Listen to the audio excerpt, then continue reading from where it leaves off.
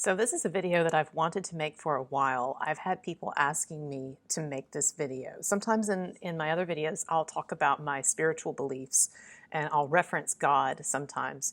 And that always gets a mixed reaction. Some people want to know more. They're curious. I have had people beg me, oh, please make a video on your spiritual beliefs, why you believe in God. But I have a lot of Marilyn Manson fans because, as you know, I make a lot of videos defending Marilyn Manson. And it's not just Marilyn Manson fans that I get this reaction from, right? I get it from a number of people, but there's always a kind of a split between people who are really enthusiastic about this topic and want me to talk about it, and then other people who, and a number of the Manson fans, who, when I talk about God, not only are irritated or annoyed by it, but actually find it offensive. You know, some of the most angry comments that I get in my comments section, it's interesting, is when I talk about God. There's a real bitterness there about the subject, which I totally understand. The state of this world is, it looks to be irrational, it looks to be chaotic, it looks to be full of suffering and horrible, horrible things. And, you know, I understand this as well as anybody. I think sometimes people think when I talk about God in my videos that that must indicate, first of all, that I subscribe to some kind of particular religious belief or religious school, which I don't. Or it must mean that I have some Pollyanna view of the world. And so normally when I tell people that I believe in God, people who are not only resistant to the idea, but who are hostile about the idea, they'll immediately start by giving me a litany of all the terrible things in the world and how, you know, only an idiot could see any rhyme or reason or purpose to any of this. Well, I don't disagree from the human perspective. Looking at things from our particular vantage point, which is ridiculously, laughably limited, we're basically going through our existence in a kind of a black box. We have the illusion of some kind of knowledge or insight about our condition and the planet and life, but really we're extremely primitive and we are ignorant and we know almost nothing. So I grant you that from that perspective, this world makes no sense. And look, the last thing that I want to do is be calloused about the deep, inexplicable, dumbfounding suffering that is a significant part of this world and this life. And I don't have to tell anybody about it because you've all experienced it in one level or another and witnessed it. But, you know, look, I mean, I love horror movies and I love history. And you can't watch horror movies and you can't read any history without becoming very, very, very intimately familiar with the suffering and the depravities of this life. And, you know, I mean, and I'm somebody who internalizes that shit in a deep, deep way. I've always been that way ever since I was a little girl. I would see something on, some of you might be like this, I would see something on the news and it would be disturbing. And even as a little girl, I was trying to wrap my mind around it. My mom tells me this story sometimes about how when I was 4 years old, this was in the early 80s, and AIDS had just appeared on the scene, and there were no good treatments or anything, right? It was just killing people, and it was a horrible way to die. Because, you know, it's an immune system problem. And so when the immune system breaks down, then like everything in the body goes to shit, right? It's not just localized. It's like all systems stop functioning or start breaking down. And that's why it's such a horrible way to die. And thank God, you know, we have good treatments now. But my point is, when I was a little girl, 4 years old, it was all over the news, right? And so I'd see my dad watching TV and news reports, AIDS, and they put it in these big, scary red letters. I mean, it was scary. It is scary, right? And I would run to my mom and I would say, AIDS, AIDS, I'm going to die of AIDS. She'd say, no, you're not going to die of AIDS. I'd say, how do you know? How do you know? But how do you explain to a 4-year-old that they're not going to contract a sexually transmitted disease or a disease that you get through IV drug use? And so even, you know, so I'm aware of this stuff, you know. One of my favorite TV shows, it's on Netflix, is Narcos Mexico. I love the Narcos series. The one about Pablo Escobar, the original, it's good. But Narcos Mexico, the first season of Narcos Mexico, and I did a little philosophy video on it if you look at my philosophy playlist. But the first season of Narcos Mexico is just brilliant. It is just brilliant. It is art. But that show, one of the things that it is about, it tells the true story of the DEA agent, Kiki Camarena, who was kidnapped by a drug cartel after he had basically had a pot field burned down, which seems kind of stupid. DEA, come on. Anyways, he had a big pot field burned down in Mexico, and the drug cartel that owned the field was mad, or some of the people in the cartel were mad, and then there was other stuff going on, and possibly the CIA was involved too, as it always is, right? But anyway, the point is, this guy, he got kidnapped, and he was tortured over a period of days, and then he died. And in this movie, in this show, they go into great detail with the torture, and the thing that's the most horrifying to me, they did all of these horrible things to him, but they gave him adrenaline every time he would pass out, so that he couldn't even pass out. He was just kept wide awake until he had a heart attack and died. Now, I'm sorry, that may be too much for some people at this early in the morning or whatever, but I'm just saying, we're going to get real, and I'm getting real with you about how horrible things are, and that's not even the worst of it. We know. Look up the story of Sylvia Likens, or don't do it. You're going to have your day wrecked if you do, but look up that story. Or any story of any, I don't even want to say the word because it's going to get me in trouble with YouTube, but someone who does things to kids that they should not do. Any of those stories, I mean, those will just, I remember I was reading one account of something that was done to someone by someone else, by a criminal, and I read what that person had been through over a period of days when they were being held by this older person. And like after reading it, I just couldn't, I just sat there for like an hour. I felt like someone had punched me in the gut. That feeling when we look at life and we see the horror that is often just hiding behind the mundane, hiding behind the seeming happiness. I get that. And that is why, and let me tell you something, those of you who are fervent believers in God, before I start explaining why I believe in God, let me just say though, to those of you who believe in God and don't understand why there's so much animosity and hostility on the part of people who don't, well, yes, part of it is perhaps those people have had bad encounters with judgmental religious people. That's a lot of it. Manson followers, you know that, right? But a lot of it is because people look around at the world and they see the state of it and they think only a fucking idiot would think that there would be any kind of higher intelligence, much less love or concern by a higher being about what's going on here. It doesn't make sense from that perspective. I totally get you and I agree. And as long as I live, no matter how much I believe in God at points in my life, I will never be dismissive of the atheist perspective, because it's completely valid and legitimate from our perspective of what we can see on this earth. Just listen to a Dan Carlin history podcast. I mean, that's horrifying. One of the worst things I ever heard that traumatized me was a Dan Carlin history podcast. It was about torture, and he just goes through talking about all of these things that like Genghis Khan did to people or whatever. I'm just like, okay, I'm out. But it's compelling. You can't stop listening either, right? Because this is the world we're in. We want to understand it, right? I'd rather understand. I'd rather know the darkness than be ignorant of it. So I get that perspective. And I think that's one of the things that's interesting about, Marilyn Manson, for example, is that part of his art has been really sort of aesthetically exploring that darkness. Unfortunately, it made him vulnerable to crazy, borderline personality disordered women and opportunistic, well, anyway, we'll move on from that.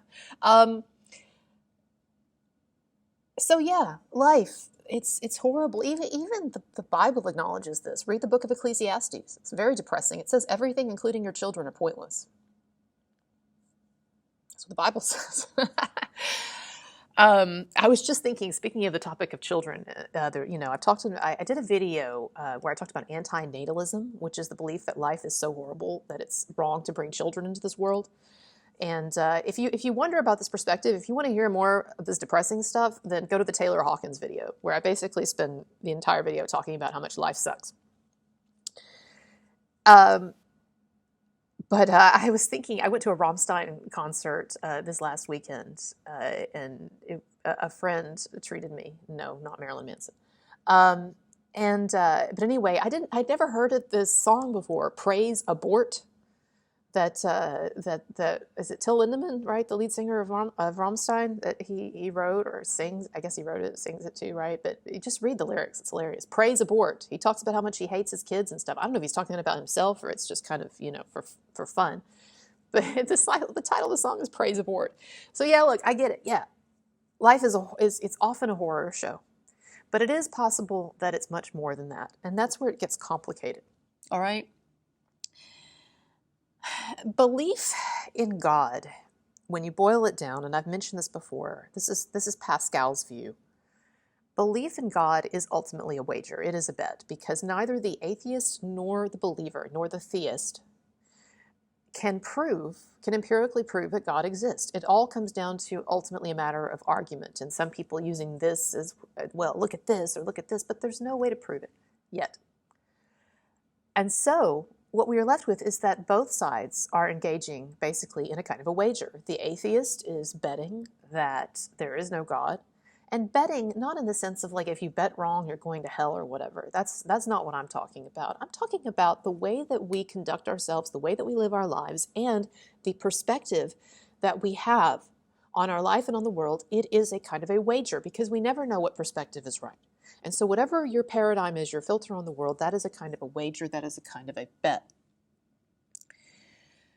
So one way to think about it is to consider, and this was Pascal's point, is to consider, since both of them are just a wager, which wager has the greater potential of being helpful to you in life?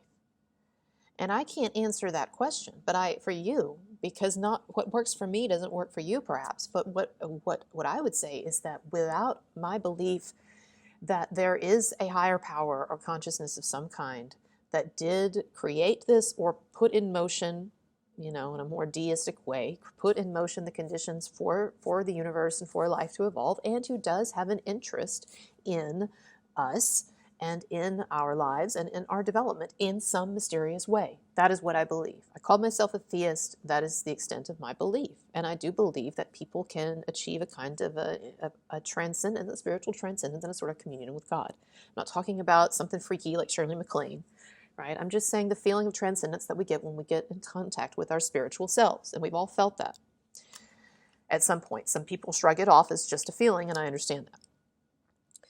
Now,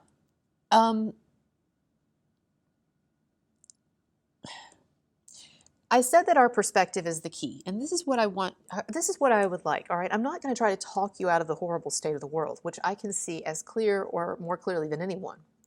What I am going to say is that there is a possible benefit that you might consider to enlarging our perspective beyond the merely mortal perspective that we have while we're here on this earth for, 80 years. You might want to consider that perspective might actually be in some ways limited. Not that I am denying the horrors of the world or the things that seem so utterly pointless, but rather what I'm saying is that from a higher perspective, there are a lot of things that might make more sense. You think about, we are basically just animals. And you think, and you might say, I'm not an animal. Yeah, really? Come on. We are not much of a step beyond our ape-like ancestors. We've just basically, from an evolutionary perspective, we just stepped out of the cave, and we are extremely, extremely primitive. So no one needs to be on their high horse, neither me nor anyone else, about their intelligence or about their understanding of anything, because you basically, relatively speaking, have the intelligence of probably a rodent. Maybe even less, maybe even an ant, compared to what is possible or what could evolve. Like aliens, like the government has admitted that aliens exist and that there are alien spacecraft flying around in our skies. If you don't believe me, look it up, okay? No, they haven't come out and just flat out said it like that in a way that would scare everybody. But our government has been, over the past few years, has been releasing stuff and talking about stuff and releasing official Navy videos and stuff. There are aliens flying around in our skies. And I'm not even kidding about that, okay? And I'll tell you something else. You should check out, if you're interested in this, you should check out Joe Rogan, a podcast that he did with a man, and I'm blanking on the name, but it is a credentialed, legitimate scientist. I believe he's a physicist. And this is not some crackpot. This is credentialed guy, all right, legit guy. And he went on Joe Rogan's podcast a couple years ago and claimed that he had worked for a while for a secret government agency that had several spacecraft, advanced spacecraft, and it was a top secret thing, and they would bring in people at times to try to basically figure out how to work these things. And this guy said that his job was, that was part of his job, was to sort of like analyze or tinker with some of this equipment or whatever. He said that the guy who had his job before him had died because he had like hit the wrong button or something. I know this sounds insane, but I'm telling you, our government has been even admitting stuff. Not that they have a spacecraft, but anyway, my point is, we ain't the end of evolution, sweetheart. We're just still at the beginning, and we're basically like your household rodent. And you know, you can't, your pet, think about your pet. Actually, your cat is, or dog is probably way more advanced in comparison to, is probably, let me put it this way, in comparison to like really advanced aliens, we are probably not even as advanced as a cat or a dog, right? And so what I'm saying is, imagine trying to explain to your cat or dog why it has to go to the vet. Now, I understand that going to the vet is generally not like the worst torture. So it's not, you know, like what they did to people in the Middle Ages or whatever, right? It's not as bad as it can get, for sure. I know. But from the pet's perspective, particularly from the cat's perspective, I know dogs are just kind of like, oh, whatever. That's why they're annoying. But from the superior cat's perspective, you know, cats are just generally, unless they're really easygoing, they generally are quite incensed that they have to be taken to the vet, and they do not enjoy the process. My cat in particular doesn't like the anal temperature probe. It's not one of its favorites. They haven't actually done that in a while. They're using. I just remember that from earlier days. That was always the least favorite part. From the cat's perspective, this is what I'm trying to say. From the cat's perspective, the visit to the vet is entirely meaningless, and it is completely meaningless. I don't want to say torture, but on some sense suffering. The animal is scared. There's all this barking. It doesn't know if another animal is going to commit violence against it. Then there's people like prodding it. It does hurt when like blood is taken out, if it has to be taken out, or different things, right? So from the animal's perspective, this whole exercise at the vet is entirely senseless suffering. And there is no way that you could explain to that animal what is going on. However, if that animal had the advantage of a bit more evolution, it turns out there is a whole other dimension of meaning to what is going on at that vet's office that animal has no access to, but that we do. And with that greater perspective, with that greater intelligence, frankly, I mean, we are so primitive compared to whatever's out there, y'all. We're just animals. With that perspective, I think some things could start to make a little more sense, because let me ask you a question. How often, let me talk to those of you who have cats, all right? So cats have this kind of annoying habit of killing things. If you have an outdoor cat, or even an indoor, but an outdoor cat, they have this annoying habit of killing things and bringing them up to your door, right? It's their hunting instinct or whatever, right? And yeah, it's kind of gross. I made the mistake one time of leaving my window open, and my cat could just come and go while I was away at work or whatever. And I came in one day and there was blood and feathers all over the place. There had been a giant fight to the death. The cat had grabbed a bird and brought it into the apartment, and then the bird had gotten released or something, and it had just like flown around while the cat was chasing it. It was very disgusting. But anyway, here's my point. How many of us look at the violence that occurs in the animal kingdom and say to ourselves, wow, that animal kingdom, it's evil. There's just no purpose to any of that. I don't think most of us probably have that view. I mean, we might find the predation and the violence and the destruction of the animal kingdom disturbing, right? I mean, I don't think, some of us are not. I'm not a big fan of the kill shot in like animal videos or whatever. Just tearing something apart. Ugh. But because we are at a distance from it, we do not view animalistic, aggressive animal or violent animal behavior in animals as a matter of inexplicable evil. Rather, we think of it as a necessary evolutionary stage that the animal is in, that within the context of the larger nature actually makes a kind of sense. And I'm talking about like cycles of predation, and I'm talking about, the stuff that we're talking about in nature, the animalistic behavior, right? And what I'm suggesting here is that we too are animals in nature, and that a lot of the things that human beings do to each other, I know that they're horrible, and I know that they make us angry, and I understand why the label evil is affixed to that. But another way of looking at violent and aggressive or even pathological human behavior is that what we're witnessing is just animal behavior. Do you think that a higher alien species looking down on the battlefield in the Middle Ages of like Game of Thrones style people just tearing into each other, do you think that that alien species is able to discern any difference between that behavior and what we see the apes doing? Or what we see the ants doing, or whatever? I don't actually know how ants attack, but I just see those gross. Sometimes when the ants will like get a hold of those bugs, you know, and the bugs just being eaten slowly, you know. How does it get in that position? Is what I want to know. This is a legitimate question. I'm totally serious. I'm totally serious. I've always wondered that. If you've ever seen one of these things, you know, I'm talking about where there's like some kind of a bug that just is crawling with these ants that are just slowly stinging it and killing it to death. How does it get in that position? Like, is there one ant that gets on there first and just really like digs in, and so then it's kind of like, oh, and then another ant, or does it like walk into an ant ambush and it's just overcome? Anyway, these are things I want to know, but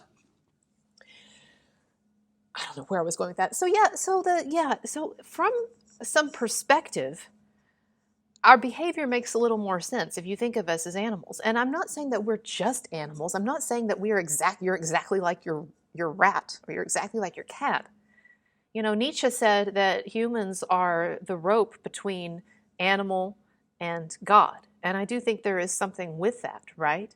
There is the animal, and then there is the, I'm not even talking about a soul at this moment. I'm talking about a sort of a higher developed sense of whatever. I do believe in the soul, but, you know, I kind of think that every living thing has a soul, but that's a whole other complicated, I'm not going to get into that right now. Anyway,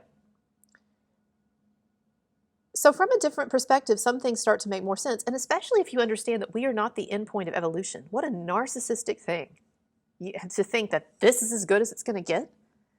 And so what I'm trying to say to you is this. Look, when things are just getting started, in a biological sense, it's often messy. Like we all just kind of stepped out of this primordial soup in a way. And it may be that in order to have creative, and I'm talking about a deep metaphysical abstract idea here, but I'm also talking about a kind of a physics. It may be that almost as a kind of a spiritual law of the universe, or a metaphysical law of this universe, that in order to have a creation, or in order to have life, that there must also be some kind of an aggressive or destructive force. You know, even Freud and some of his disciples understood that destruction can be a creative force. Destruction is creative. What is fertilizer but shit and the decay of other things? And so what I'm trying to say is that, yes, our lives have great difficulties, and this human life, let me tell you, it is not for the faint of heart. It is not. We get used to it because we don't know anything else, but this is one hard fucking life, and all of us living it, we are running a kind of a marathon, as Paul talks about in the Pauline letters in Christianity, in the Bible, right? We are running a race. And another way of thinking about it is to think about it as birthing pains. You know, the Apostle Paul in the New Testament, he talks about the world being in a kind of a state of almost like birthing pains, trying to birth something better. Now, he was talking about Christianity and all that, but I'm just saying as a general metaphor, that's actually very effective, because understand, and this is what Paul was getting at, once the horror of childbirth ends, once the child is actually out, the birthing pains are, I don't want to say forgotten, because I know actually a lot of women go through PTSD, but the birthing pains seem to have then a benefit or a payoff. And one is able to look, and many women are able to look back and say, it was worth it, I'd even do it again, right? Well, it may be that, despite all of the horror of this world, I understand, it may be that is a more correct view of things.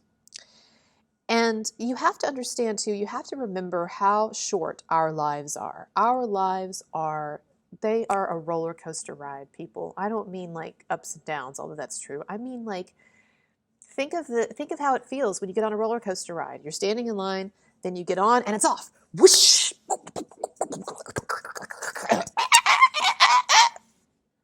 And then you're done, and you're off, and you're like, whoa, that was fast.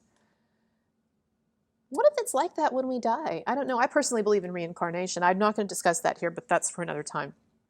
But what if it is like that when we die? What if There is a soul of some kind within us, and there is another dimension after death. You know, Frankl talks about this.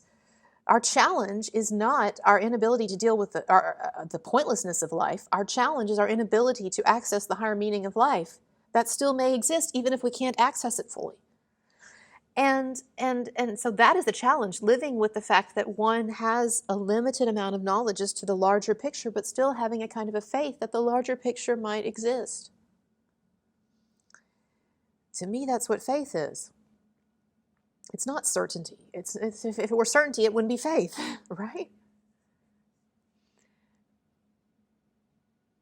And so what I'm trying to say is this life is, I know it's hard. I have clinical depression. Most of the time, I don't even like being here. Duh. But it very well may be that on the other side, whatever the other side is, whether it's an afterlife or another dimension, or, you know, whether we're living multiple lives and then we cycle out of it, I don't know what the fuck. I'm just like that cat in the vet clinic. I don't know. But it may be that when we come out of this life, it's going to feel just like a blip. And maybe our suffering will seem different to us then. Do you know how it's hard to keep suffering in your mind once you're through with it? I'm not talking about PTSD. I'm just saying that pain is one of those things that, even when horrible, is often forgotten when one moves on. And that was the idea with the birthing pains. And again, I know there are complex traumas. I can't explain the worst things. You know, like, what purpose could there be in things that are horrible, things that are done to kids? I cannot explain. I will always be full stop on that. I cannot. But it might be that even horrible things that don't have an immediate purpose, like that there's no silver lining to, like, who would ever say to a parent who's lost a child in some horrible way, there's a silver lining to your suffering? I'm not doing that. What idiot would do that? What I'm trying to say is that it may be that the material conditions for existence and for whatever we are evolving into, just like those animals, it has a kind of an unfortunate but necessary byproduct of just generalized evil, aggression, chaos that does exist and that we will evolve out of. You think those aliens flying those saucers around are still like blowing each other up with nuclear weapons and whatever? No, they wouldn't be up there. They would have already killed themselves. The aliens have evolved out of their worst instincts, or they wouldn't have evolved to the point that they're at. They would have destroyed themselves with their kind of technology at some point. So there is hope, all right?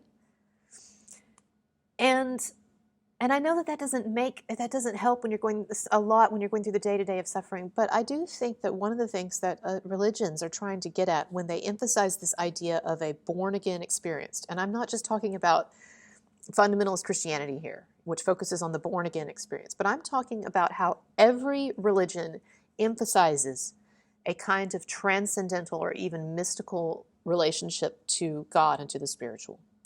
And part of what transcendence is, part of the reason why Christ said, ye must be born again, is because what he's trying to say is that to get past the limited, perplexing, depressing material conditions of one's life, one has to transcend to something higher or deeper.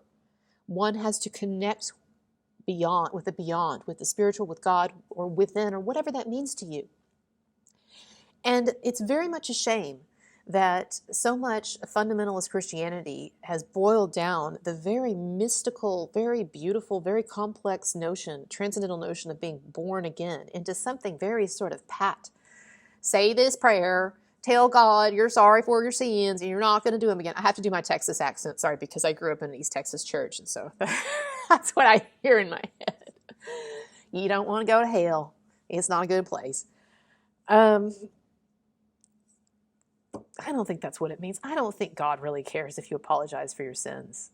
Okay? I mean, yes, I think God wants us to be improving. I think we're here largely for some kind of experience or spiritual development or insight. But I think God wants you to transcend it, and flourish and do the best that you can with this life under the conditions that you have. Now, and I'm just saying that. That's just my opinion.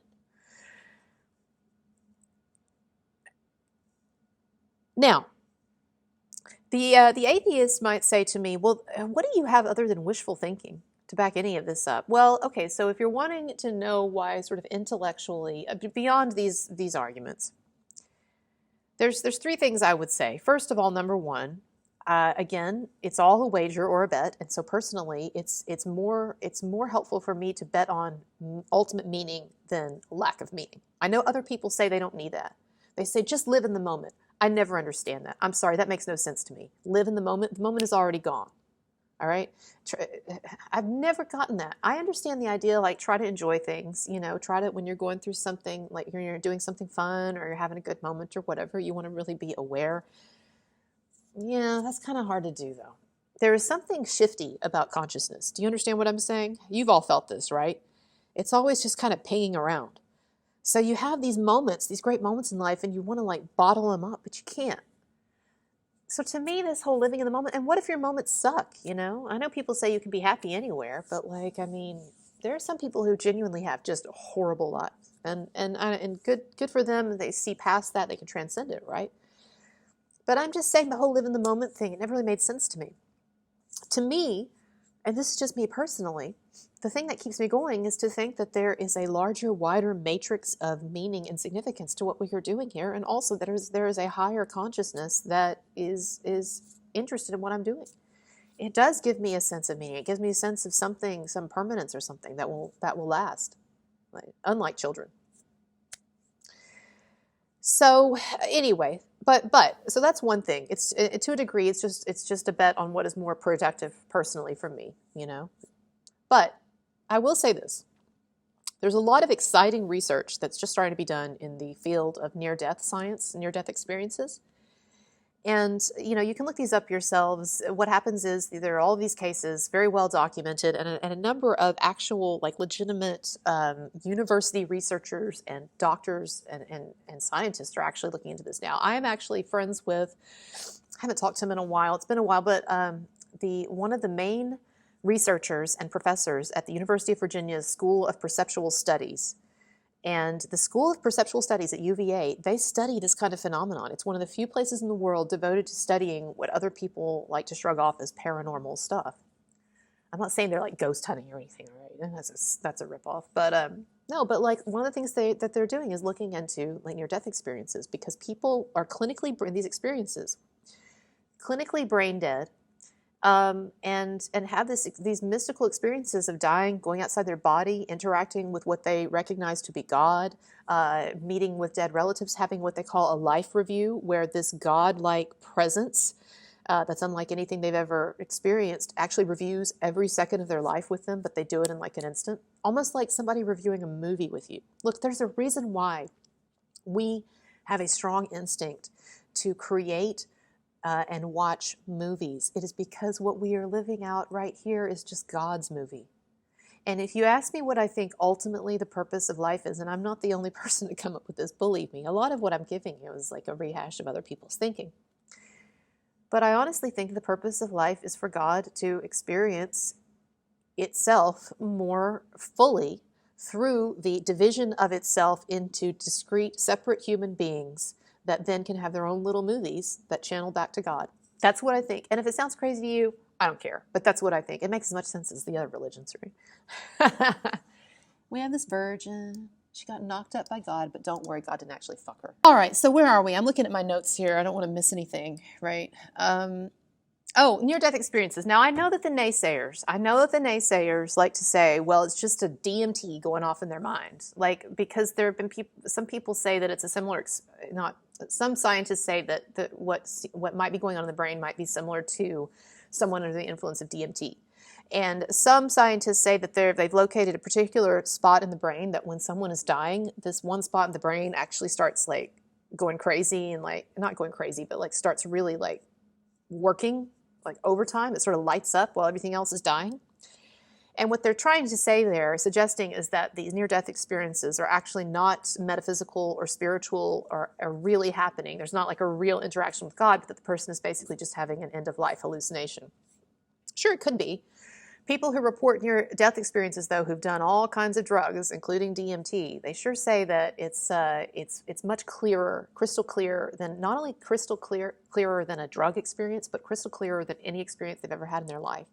That it doesn't feel like a dream. And in fact, they feel like they have all of this knowledge and insight about their lives and about the world, and they feel this great connection to this loving light. You know, why is everybody seeing the tunnel and the loving light and all that? Anyway, I don't have time to get into all that. I want to do a video on near-death experiences and breaking down all the arguments and everything, but I'm just saying, it sure seems like there's something interesting going on, and I hope that as we continue to advance scientifically and as we investigate the barrier between this life and the next, or this life and death, that there'll be more to look into there. But near-death experiences are one. And, you know, and one of the things, for instance, that my friend at the Division of Perceptual Studies in UVA said is that, you know, naysayers who have been trying to dismiss this idea of genuine near-death experiences, that the explanations that they use just don't account for the full range of and the depth and the significance of the experience that people report having in these near-death experiences, where they have these things and then they're brought back, right? So like someone's having a heart attack, they die, they're clinically brain dead or whatever, they're gone for like several minutes or whatever, and then they come back and they're like, whoa. Or like there was a Harvard neurosurgeon who he actually wrote a book about this, and he had been in a coma almost at the edge of death, just basically kind of like that, right? And he had all these profound experiences before he came out of it. Anyway, the other thing that over the course of my life, and I've gone through various permutations with my religious belief. I started out as a born-again Christian, and then I basically became an agnostic in college, and then in my early 20s, mid 20s, and then came to where I am now, which is, I call myself a theist.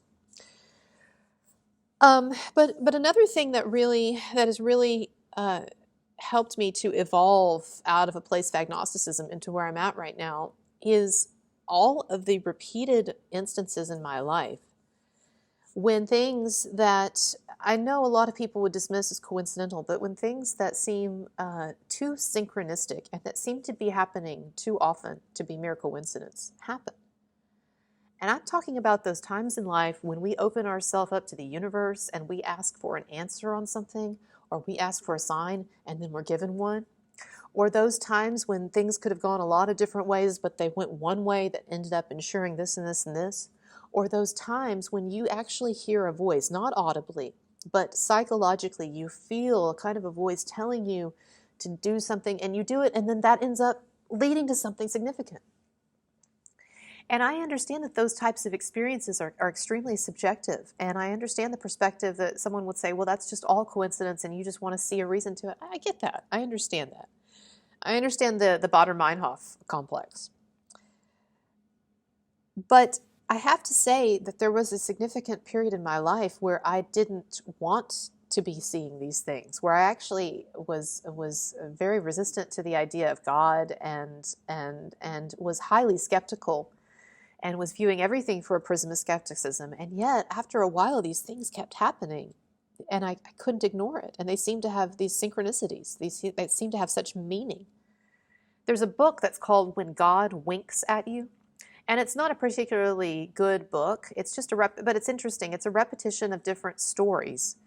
Or not a repetition, but it's different stories with the same theme, which is people who had these experiences where it almost seemed like the universe was telling them something or showing them something, or things were going one way and then this miraculous thing happened that changed, right? And the premise of the book is that we can take those two ways. We can take them as mere coincidence, meaningless, or we can be open to the fact that perhaps those synchronicities, when the universe seems to line up or when the universe seems to be telling you something, are actually, guess what? The universe telling you something. And just because God doesn't communicate in the way in which we would have him communicate does not mean that he's incapable of communication at all. You cannot speak cat or dog, okay? I don't know all the, you realize that cats, when they're meowing, they're only meowing for humans. That's not the way cats talk to each other. Cats' preferred language is all of this, nonverbal stuff, or those weird, my ears, Well, I can't speak cat. So, that doesn't work. But you know what? My cat and I, we're still able to understand each other to some degree. And I think that God speaks to us all, but I think a lot of us are tuned out of the frequency for various reasons, including a lot of anger about the shitty state of the world, which I totally get, which God gets even better than I do. Because if God exists, he's inside you. So God himself, if he's inside you, is also experiencing the terrible state of the world. So I guess God is actually hurting himself, which would make him a masochist and a sadist. But anyway, where was I going with that? So yeah, you know, Carl Jung, I've talked about him before. Carl Jung, one of the most famous psychoanalysts, and a disciple of Freud, huge, right? And he actually broke from Freud, and Freud broke from him because Jung started getting interested in things. You know, Freud was a hardcore atheist for very good reasons, but Jung started getting interested in mysticism and religion and something that Jung called synchronicity, which is when things seem to line up in your life in such a way so that it almost seems that the universe was making it happen, that things are synchronized and not random, not totally chaotic. And so this is not something that just some crackpots believe in. This is something that people, you know, with like advanced degrees and lots of training in the human mind and intellectualism and people who are not religious nuts believe. And so again, I'm not saying you have to live this way or you have to believe this, but I'm saying that it might not be such a horrible thing to be open to. And some of you, you know, maybe the universe has been knocking on your door for a while and you just don't hear it. I've told this story before about how when my grandfather was dying, I went to see him, and we all knew, I was there with my mom and my sister, and we all knew that he was going to die soon. And I had always been very, very afraid of him. I don't mean afraid of him like he was violent or anything. He was a very good man, but he was old school and very gruff, hard to talk to, and scared me.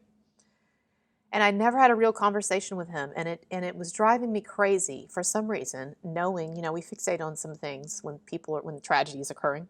It was driving me crazy, knowing that he was going to die without me having really talked to him about anything. And so it was on my mind. My intention when I went there, I got on a plane and everything, right? Cross country, whatever. My intention was that I was going to try to find an opportunity to really talk to him. And what happened when I got to the hospital is that I was just too intimidated, not by him anymore, but just by the situation, you know, like it's just awkward, especially if you don't know someone well. It was my grandfather, but I didn't know him well, and I was terrified. You know, you see me being all brave and stuff when I talk in front of the camera, but I was terrified. And that whole day we were there, we were just going to be there that day. That whole day, I kept telling my mom and my sister, oh, I feel like I'm supposed to talk to him, but I can't. And I had this fear, too, of like, this man is about to die. You know, he wasn't even conscious for, you know, a good half of the day. And what if I upset him or whatever, you know? Is this appropriate for me to, like, bring up all this stuff? So the whole day went by, and it was just tearing at me, you know? It was like that John Mayer song, you know? Say what you need to say, even as the hour is fading, or whatever. And it got to the end of the day, and my mom said, okay, we're going to leave soon. And I said, well, I'm going to go to the chapel, and I'm going to pray. And I was, at this point, I was in, like, deep into my, like, agnostic phase. So I wasn't even sure there was anything I was praying to. But I got down on my knees, and I said, God, I'm sorry I'm crying, but I cry every time I tell the story. I said, God, I can't talk to him. I said, unless I get a sign. Now, so what I need is, I need him to look at me, and I need him to say these exact words. Kristen, is there anything you need to tell me? Because, you know, this to me would be the most direct thing, and it wasn't something that he had said to anybody, right? So I was picking something that I thought would be the most direct sign. So I went back, and he was sitting up, and he was kind of saying goodbye.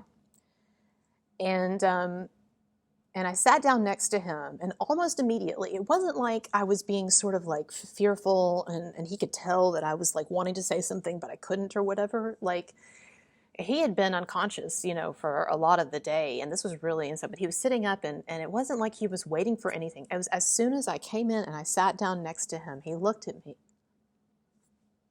dead in the eye with a real seriousness. And he said, Kristen, is there anything that you need to say to me? And I started talking, and I started crying like this. And I just started telling him all of these things, all that he had meant to me. All that he had meant to me, and our life, and I asked him if he was afraid to die, and nobody had asked him that. Like, what are you actually feeling? And I don't know, I can't remember, but just very meaningful things. And he started talking, and then my mom started talking, and my sister started talking.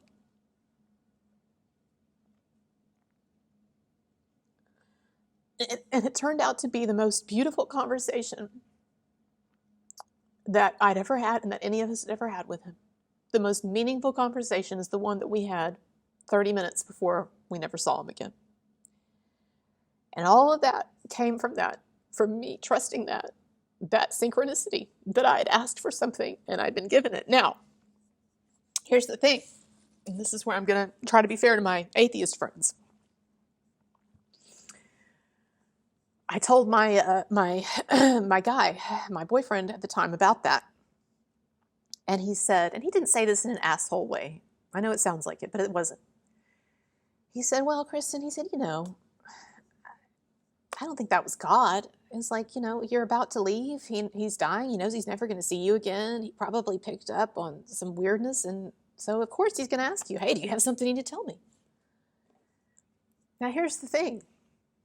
Both of those perspectives are entirely legitimate. And that is what Pascal means when he says that ultimately spiritual faith, spiritual belief is a kind of a wager. And there are two ways I could have viewed that moment in my life. I could have viewed it as I do through a lens of profundity and meaning and purpose and love, or I could view it as meaningless coincidence. For me, the second, it's a dead option, as the philosopher William James would say. All of us have dead and living options when it comes to religious belief, spiritual belief. For me, an atheist perspective is just not going to do anything for me. So it is dead. It's a dead option for me. For others, maybe some of my Marilyn Manson fans, belief in God is a dead option. But what I have found is that people tend to get too narrow in their views, and they tend to box themselves into corners. And it just may be that you have more living options than you think, if you would be open to them.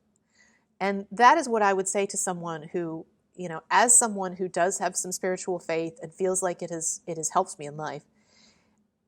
If you're an atheist, ask yourself what it's doing for you, and just be a little open to the universe. I'm not saying you have to believe. I'm not saying, I'm not going to build some compound in Waco and have a bunch of, Johnny Depp and Marilyn Manson fans come and, listen to me sing. That's a David Koresh reference there. I'm sorry. It's a little Texas humor. Some of us, when we drive by Waco, we still make comments about David Koresh. David Koresh is actually buried in my hometown of Tyler. I went to his grave several months ago. I thought it'd be interesting to pass by it. Anyway, but I don't know where I'm going with all that. But the point is, maybe for some of you, if you're stuck in a place, in a belief system that's not working for you, and I'm not just talking actually to the atheist here, I'm talking to a lot of people with religious beliefs that are not working for them. There's a lot of people who are basing their lives on a religion that they've actually investigated very little. And I understand that to a degree, because what happens when you start investigating these religions is that you start finding out things that undermine them. And for a lot of people who need absolute belief, they cannot have question marks, right? So this is an example. My mom, and I don't say this as an insult to her. She would agree if she were right here. My mom is a hardcore fundamentalist East Texas Southern Baptist Christian. Now she's not one of these that's going to tell you you're going to hell or anything. She's a cool lady. But she believes that the Bible is by God. When you were reading those words, you're reading what God said. Now, I know that's not true.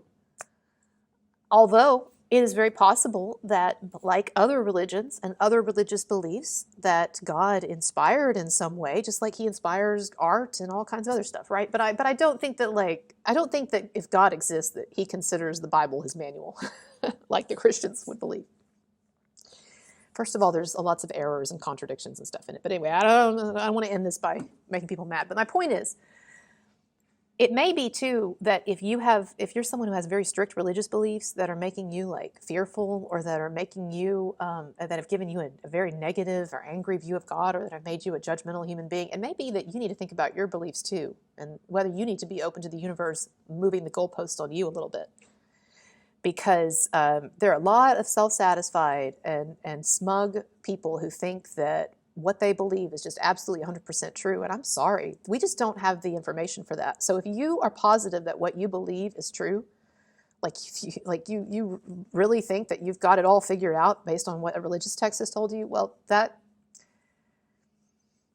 I don't know about that. And I'm not saying and I understand where that comes from, right? People feel like, and my mom is this way, people feel like if they don't accept something in its entirety, then they can't accept any of it. That's just not true. There are great things, okay, that you can get from all kinds of religions, things that are probably inspired by God. I mean, it may be that Jesus, the historical Jesus, was on some kind of a mission from God, as we all are. I just don't think that it's like as depicted in necessarily, Christianity, fundamentalist Christianity. But anyway, but I'm fine with what people believe. And I would never try to talk my mom out of anything, because, look, I think God speaks to my mom through her beliefs, even though I think her beliefs are flawed. And that is what I'm trying to say. It's just like you trying to talk to your cat. You don't speak perfect cat. There's definitely a communication barrier there.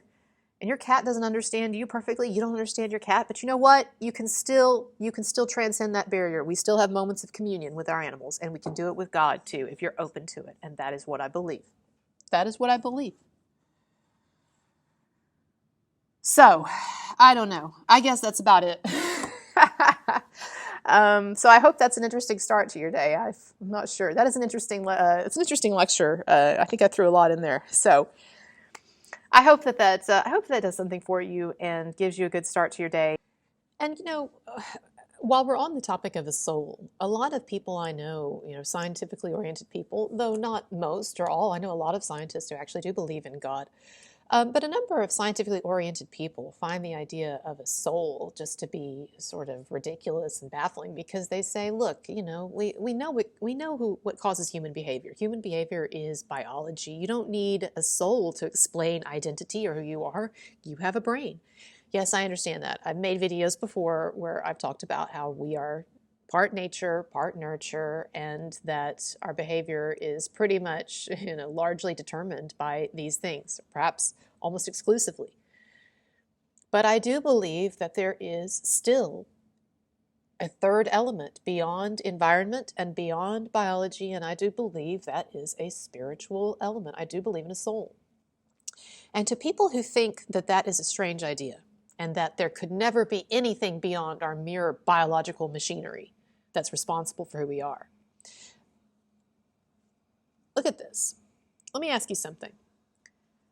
When you get a phone call from somebody, do you think that the phone itself is actually talking to you? In other words, when my mom calls me, right, it would be ridiculous of me to think that it's actually the telephone that I'm talking to, that this telephone is like where the voice is coming from. No, the voice is coming from my mom. The telephone is the hardware that enables the transmission of that personhood through material lines so that I can then access it. So those scientists and those researchers and those thinkers who do believe in a soul from an intellectual perspective, what they would say is that the telephone is the human body, but the soul is that which is real and is being beamed in to the telephone.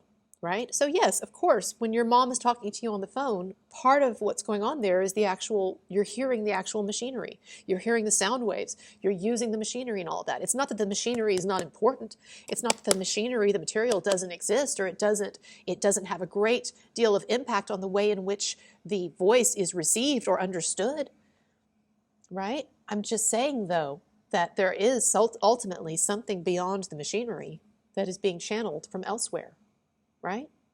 And that's one way of thinking about our soul. We still don't understand the mind. I don't care what any fucking scientist tells you. We don't understand the mind. It's a huge frontier, and anyone who tells you they've got it all figured out, they're lying.